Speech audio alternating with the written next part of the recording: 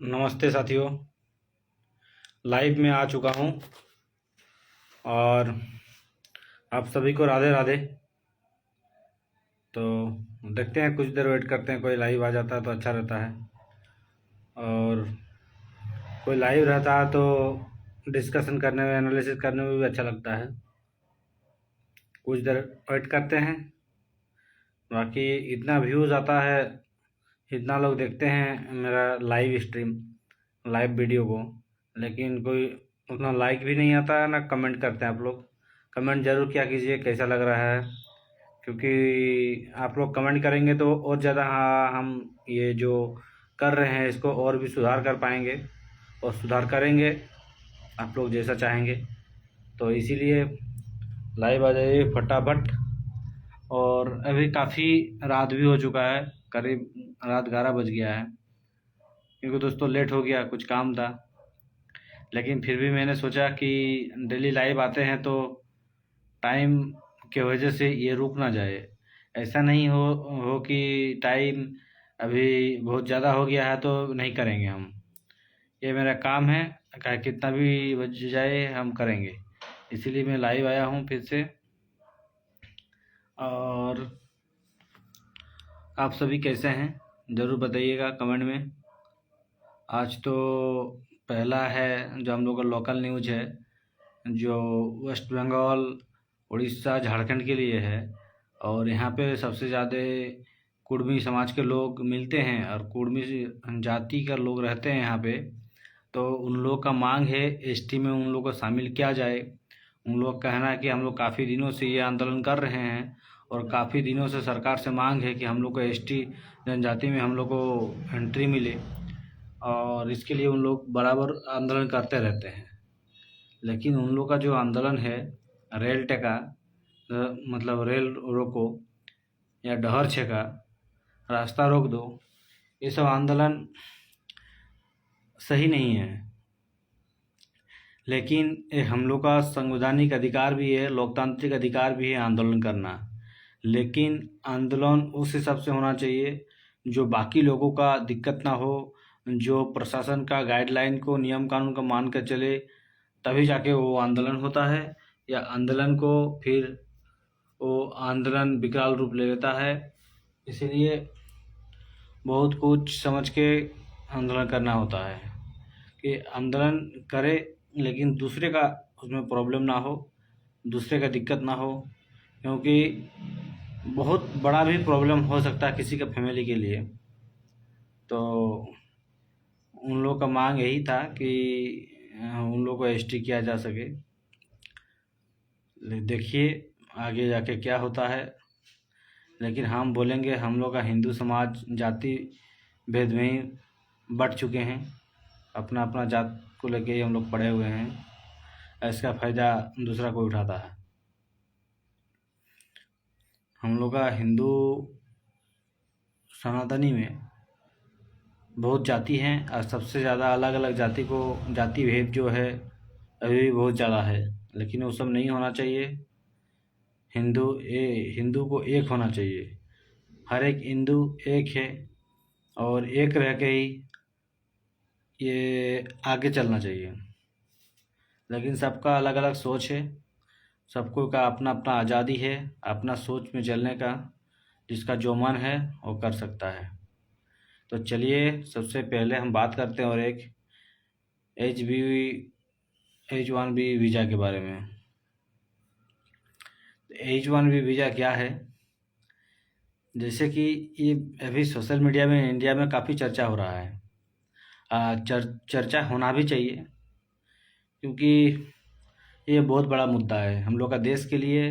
और यूएस हम लोग का हर तरह का मतलब हथकंडा अपना रहा है हम लोग को हर्ट करने के लिए, हम लोग को क्षति पहुंचाने के लिए, हम लोग का देश को प्रॉब्लम खड़ा करने के लिए, इकोनॉमिक क्राइसिस लाने के लिए हर तरह का हथकंडा अपना रहा है यूएस। जो डोनाल्ड ट्रंप है, डोनाल्ड ट्रंप बंदर, उसको क्या ही बोलेंगे हम। तो पहले जानते हैं H1B वीज़ा है क्या। जैसे कि दोस्तों हम लोग का देश में जो हम लोग आईटीएंस IIM जो ब्रिलियंट स्टूडेंट प्रोड्यूस करते हैं उस सब यूनिवर्सिटी से, वो जाते हैं फॉरेन कंट्री काम करने के लिए। तो ठीक है, तो US ऐसा एक प्रोग्राम लॉन्च किया था H1B वीज़ा, कि उस वीज़ा से जो भी US की कंपनी है उसको बुला सकता है, वहाँ पे काम दे सकता है, काम कर सकता है। इसमें दोनों का फ़ायदा होता था, एक US को भी होता था और इंडिया को भी होता था। और मेन चीज़ है H1B वीज़ा ऐसा नहीं सिर्फ इंडिया के लिए है, और US का बनाया हुआ चीज़ है, लेकिन ऑल ओवर वर्ल्ड में, ऑल ओवर कंट्री में वो लागू होता है। लेकिन उसका फ़ायदा सबसे ज़्यादा इंडिया उठाता है। 76% जो H1B वीज़ा है इंडियन को उठाता है और इंडियन के पास रहता है। और सबसे ज़्यादा इंडियन जाता है US से पैसा कमाता है अच्छा से अच्छा खासा, फिर इंडिया भेजता है अच्छा खासा, इंडिया के पास रेमिडेंस के रूप में पैसा आता है। जैसे मान लीजिए हर एक गांव में या किसी का दोस्त, किसी का जो भी है, जैसे हम लोग का गांव का भी एक भैया गए हैं US, तो वहाँ से पैसा कमा रहे हैं, फिर यहाँ भेज रहे हैं, तो पैसा से फिर गांव लोग का ग्रोथ हो रहा है, गांव का वो सब कुछ ऐसा इकोनॉमिक चलते रहता है। तो वो काफ़ी अच्छा होता है। प्लस उन लोग का क्या होता है इस चीज़ के कि US में जो जाता है, US में नया इनोवेशन आता है, नया जो टेक कंपनी है उन लोग को भी अच्छा रहता है कि अच्छा अच्छा ब्रिलियंट स्टूडेंट आ रहा है, उन लोग का अच्छा रहता है देश के लिए, US के लिए। इसलिए ये दोनों देश के लिए काफ़ी अच्छा था। लेकिन US जो डोनाल्ड ट्रंप है, अभी इंडिया के पीछे पड़ चुका है, उसका कुछ काम धंधा है नहीं, बंदर। उसको तो इतना गुस्सा लगता है ना, हमको क्या बोलेंगे। लेकिन इंडिया का जो सॉफ्ट नीति है ना हर एक कंट्री के लिए, ये बहुत गलत बात है। इतना हर्ट कर दिया है और इतना प्रॉब्लम पहुंचा रहा है US हम लोग को, मतलब क्या बोलेंगे। लेकिन भी भारत सरकार चुपचाप है। अभी बर्थडे बर्थडे खेल रहे हैं मोदी जी और डोनाल्ड ट्रंप के साथ। देखते हैं आगे जाके क्या होता है, क्या करते हैं उन लोग। भारत सरकार का स्टैंड ये, भारत सरकार बोला गया, भारत सरकार से भारत सरकार का ये मतलब है बोलना कि ये बहुत गलत है। ये हम लोग मतलब अच्छे से मॉनिटरिंग कर रहे हैं, इसको देख रहे हैं। लेकिन ये बहुत बड़ा मुद्दा है। तो मुद्दा तो बहुत बड़ा ही मुद्दा है दोस्तों, क्योंकि देखिए एक वहाँ पे अगर जो लोग काम कर रहे हैं या कोई नया जाता है, उन लोगों के लिए क्या पेनल्टी है और क्या बोला गया है जो H1 वीज़ा के बारे में। $1 लाख US को देना पड़ेगा। $1 लाख यानी करीब 90 लाख रुपया। तो सोचिए कोई एम्प्लॉय, कोई वर्कर वहाँ पे काम करने जाएंगे US, तो सरकार को हर साल उसको 90 लाख रुपया देना पड़ेगा, तब जाकर वहाँ पे काम कर सकते हैं। तो कितना कमाएगा वो यार। अगर कंपनी का तो एक दो वर्कर तो नहीं चाहिए, उन लोग का हज़ारों, 100 में वर्कर चाहिए। तो उन लोग को अगर एक वर्कर पीछे करीब 1 करोड़ रुपया देना होगा सालाना, तो कितना बजट उन लोग का बढ़ जाएगा। तो यही है सबसे बड़ा चिंता का बात, और यही है कंसर्न हम लोग का क्या बोलेंगे देश के लिए। और हम लोग का देश का जो मतलब सरकार है वो बहुत सॉफ्ट नीति अपना रहा है। पाकिस्तान के साथ भी बहुत सॉफ्ट नीति अपना रहा है। उसके बाद जो US के साथ है उन लोग का भी अभी 50% हम लोग ट्रिप लगा ही दिया है। और ये जो है ये भी बहुत बड़ा इकोनॉमिक क्राइसिस हो सकता है हम लोग के लिए, लेकिन एक बेनिफिट भी हो सकता है। जैसे कि जो टैलेंट जो है, जो ब्रिलियंट स्टूडेंट है, वो इंडिया में ही रहने का कोशिश करेंगे।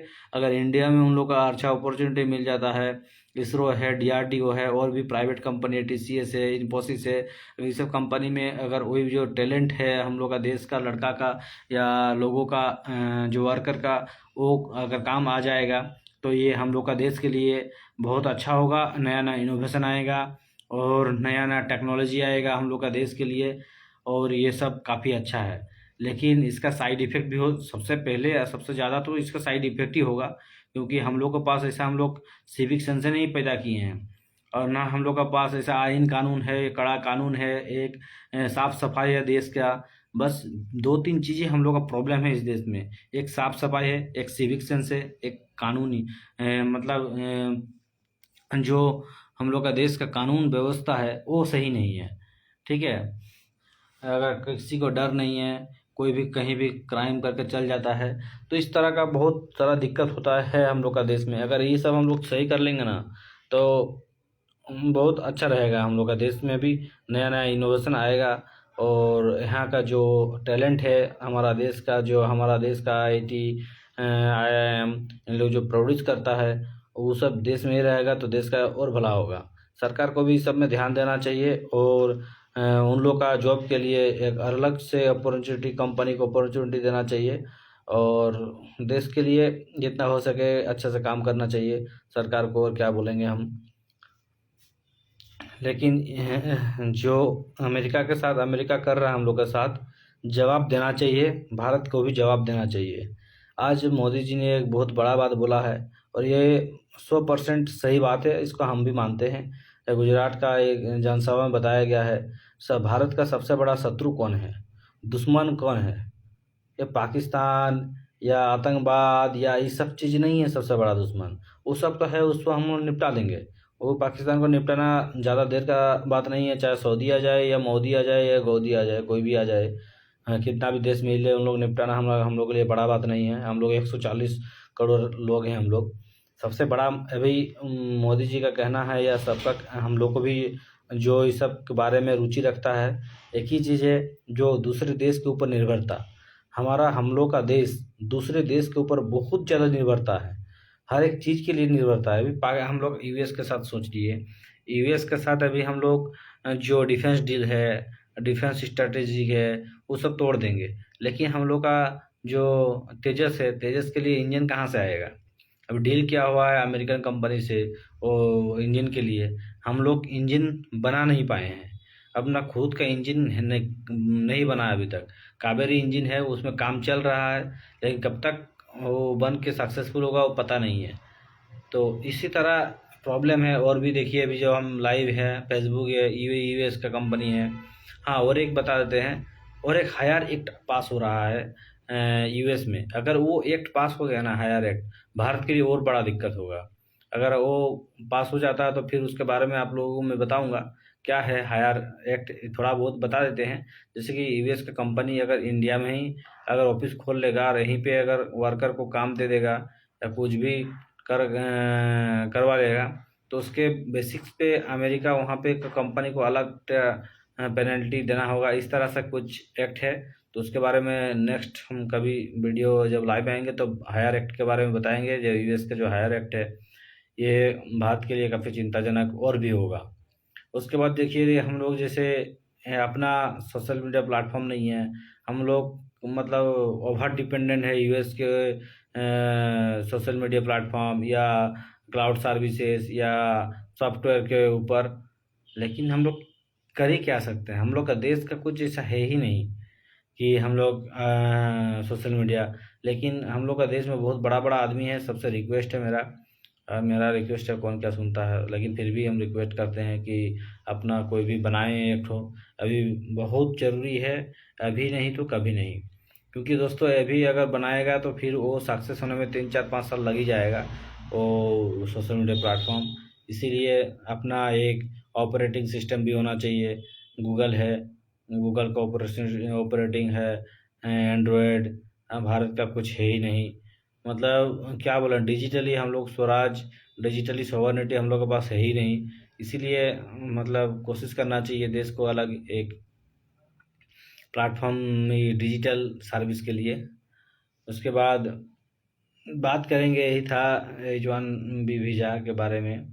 उसके बाद बात करेंगे क्या, जो भारत सरकार एक लगभग कुछ कानून तो बनाएंगे वहाँ पे जो आंदोलन को लेके है, या यूसीसी भी लग सकता है यहाँ पे, यूनिफॉर्म सिविल कोड जो आर्टिकल 44 में है उसको भी लागू कर सकता है सरकार, भारत सरकार। लेकिन मतलब पता नहीं करेंगे कि नहीं, लेकिन चर्चा हो रहा है अंदर महल में कि ये लागू कर सकता है। क्योंकि जो आंदोलन है, जो हम लोग आस पड़ोस में जो आंदोलन हुआ, अभी बांग्लादेश में हुआ, नेपाल में हुआ, श्रीलंका में हुआ, ये आंदोलन कैसे हो रहा है, ये आंदोलन होने के पीछे कौन सा शक्ति काम करता है।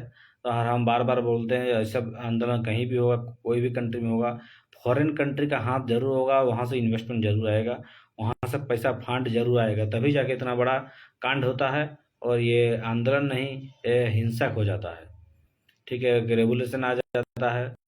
तो इसके पीछे क्या कारण है? इसलिए भारत सरकार ने कमेटी बनाया है, जांच बैठाया है कि 1974 में 1974 से 2025 तक जितना भी भारत में आंदोलन हुआ है बड़ा बड़ा, उसका फंडिंग कहाँ से हुआ है, उसका लीडरशिप कौन है, उसका विचारधारा क्या है, किस लिए हुआ था, कैसे इतना बड़ा बन गया है, पूरा एक रोड मैप उसको तैयार करने को बोला गया है। और सबसे इसका सीबीडीटी है, एनआईए है, और जो गृह मंत्रालय है, बार बार इसके लिए उन लोग बैठक पे बैठक किया जा रहा है। सब मतलब CRPF, NIA, CBI, IB, CBI, IB, सबको लेके ये जो कमेटी बनाया गया है और मीटिंग पे मीटिंग चल रहा है ये सब के बारे में। तो देखिए क्या होता है। तो क्या ये अगर ऐसा एक्ट पास हो जाएगा कि आंदोलन करना हम लोग का देश में गणतांत्रिक लोकतांत्रिक जो अधिकार है वो खो लेंगे हम लोग? ऐसा नहीं होगा। आंदोलन हम लोग करेंगे ही। और आंदोलन हम लोग का देश का पहचान है, लोकतांत्रिक पहचान है वो। लेकिन आंदोलन आंदोलन के हिसाब से होना चाहिए और मतलब हिंसक नहीं होना चाहिए। बस यहीं तक हम लाइव रखते हैं आज का। और बोलने का तो बहुत कुछ है लेकिन लाइव कोई नहीं रहता है, तो ज़्यादा देर भी अच्छा नहीं लगता रहने में। लाइव अगर कम से कम 10-20 आदमी जाएगा तो अच्छा लगता है। तो आज का लाइव यहीं तक रखते हैं दोस्तों। कैसा लगा ज़रूर बताइएगा और कमेंट ज़रूर कीजिएगा। और अच्छा लगता है तो पेज को फॉलो कर लीजिएगा और लाइक करके शेयर कर दीजिएगा। तो हम लोग मिलते हैं नेक्स्ट डे और एक कुछ अच्छा नया टॉपिक के साथ एनालिसिस करेंगे। तो इस लाइव को यहीं पे एंड करते हैं। ठीक है, थैंक यू दोस्तों।